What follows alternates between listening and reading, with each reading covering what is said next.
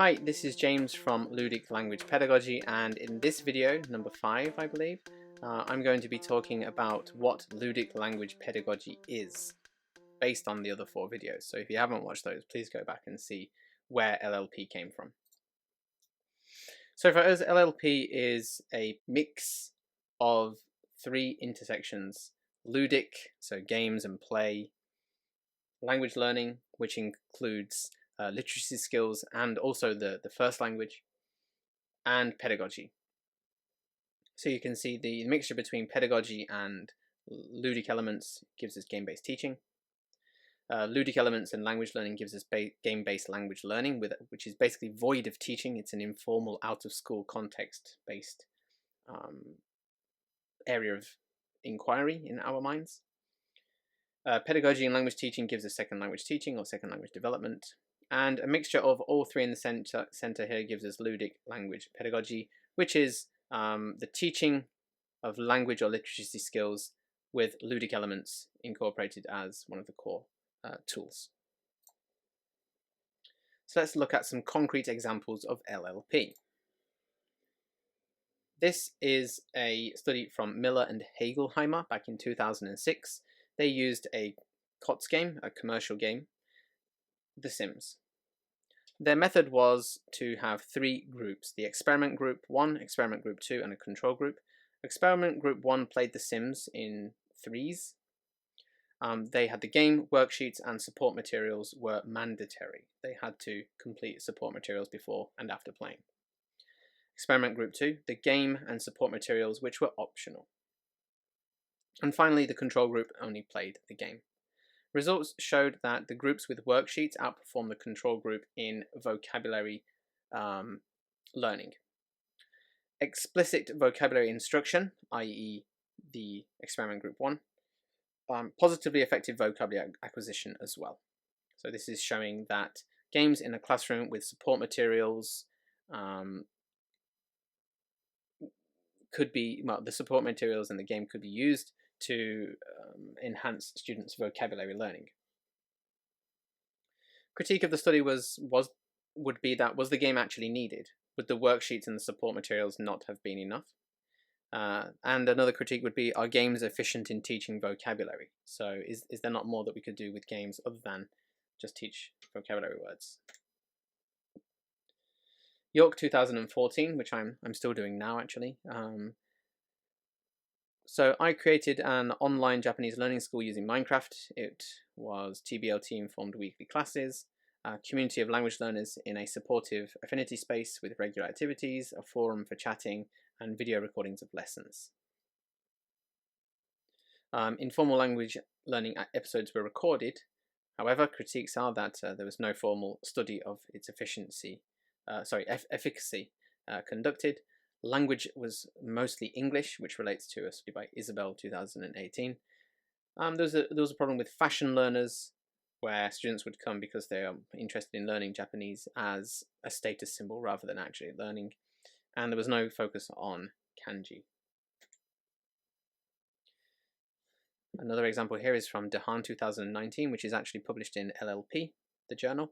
And this is a multiliteracies approach to teaching using games. So this was a literacy-focused framework, where students would play a game, discuss the game, analyze an aspect of the game, and use this knowledge that they acquired to participate in society. And once they had participated, they would report what they did and what they learnt. There's a reconsideration of the role of the teacher and how games can be used as a teaching tool. I've italicized this to show that the games in Jonathan deHaan's class here were used as a starting point for a very different kind of learning compared to what we're seeing in the GBLL studies, where gameplay and what happens during gameplay is the kind of be-all and end-all. Playing the game, does it lead to learning? Well, in this case, the game is at the start where it leads to a whole bunch of activities which are nothing to do with gameplay, really. They do not have to play the game again to continue all of these activities outside of the gameplay. So it really kind of reconsiders, repositions games as a teaching tool in this particular project for me. Critiques of this particular project would be that implementation issues with low-level learners, because proficiency is assumed. Implementation issues with large classes, because the mediation that a teacher has to do is very thorough. So it's kind of it's more geared towards smaller classes. I think Jonathan deHaan is working on this particular issue and has created a bunch of materials which will augment the lack of student-teacher time. And one of the critiques is that there's a lack of, not particularly of this paper, but there's a lack of understanding of multiliteracies in the second language acquisition and applied linguistics field. So there's a need to educate and inform others on what multiliteracies is. Next, we're going to look at my attempt at LLP. I used modern board games. And what are modern board games? I used hidden role games, where this is an example, One Night Ultimate Werewolf. These are some of the affordances of hidden role games. Each player has a unique role. Each role possesses different information, so it's like an information gap activity. Gameplay is concerned with finding a traitor, so people are sharing information. Players take on new identities each game. It represents an information gap task. It feeds on players' thirst for knowledge, solving a mystery, whodunit. And the time limits creates tension. So I used hidden role games. I also used cooperative board games. Each player has a unique role. Game success rests on successful cooperation. Plan actions as a group, and players can participate outside of their own turn. So I use these games with the theoretical framing of TBLT. And these are some of the connections or similarities between board games and a TBLT approach. One of the other similarities between playing a board game and TBLT can be seen on the next slide. This concerns the structure of a TBLT teaching approach. So we know from TBLT that there is a pre-task, a task, and a post-task. Pre-task is teacher-led, the task is student-centered, and the post-task activities are also teacher-led. My teaching framework is the same. We have pre-play activities, the play or the gameplay activities, and the post-play activities.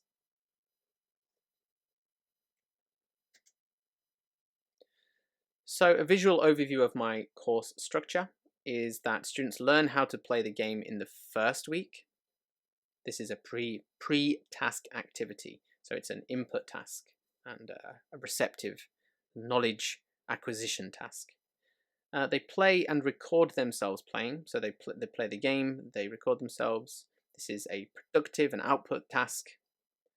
And then post-task, they analyze their recordings.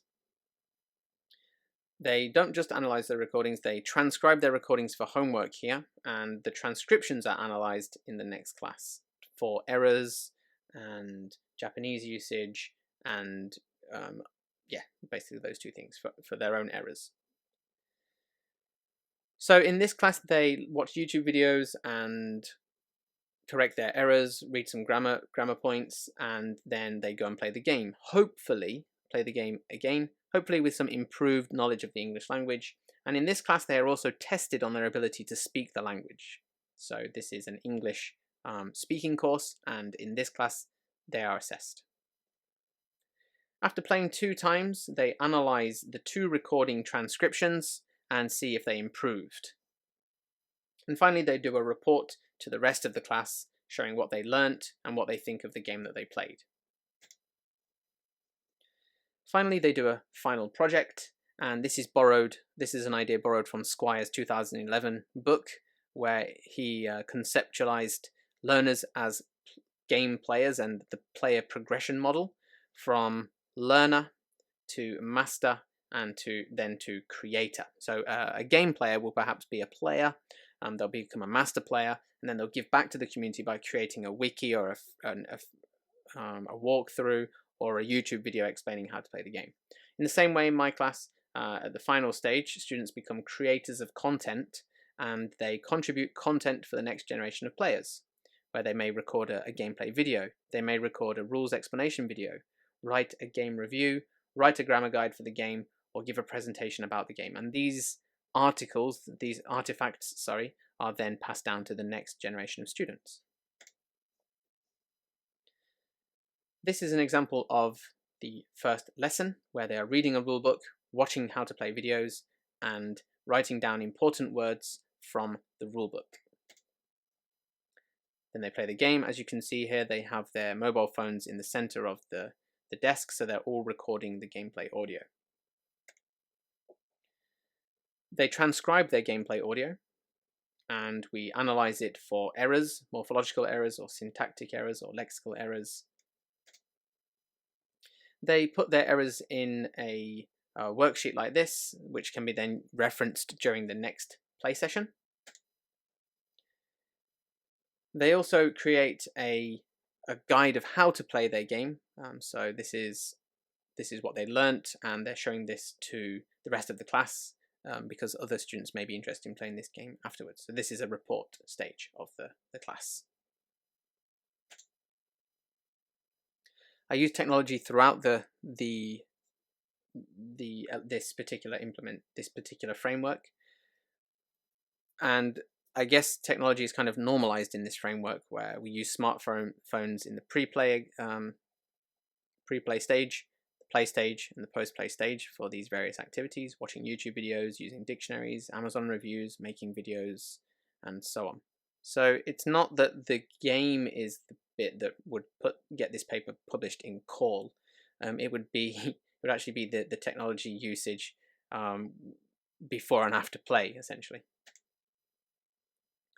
The learning goals of the class are based on a needs analysis of tasks for Japanese university students by Lambert. So task-based language teaching often needs a needs analysis at the start. And for Japanese university, Lambert found that these 7 tasks are what Japanese university students, their English language needs after graduation. And so I try to hit on these points as much as possible with the Kotoba Rollers framework, which I just introduced. Right, it's not all fun though. In the next video, we'll be talking about some things to be aware of when you are starting to go down the rabbit hole of game-based teaching, or what we're calling Ludic language pedagogy. So that's the end of this particular video, where I have introduced LLP and given some concrete examples of what we think LLP looks like in practice. The next video, I'll be talking about tips for getting LLP, for starting LLP yourself.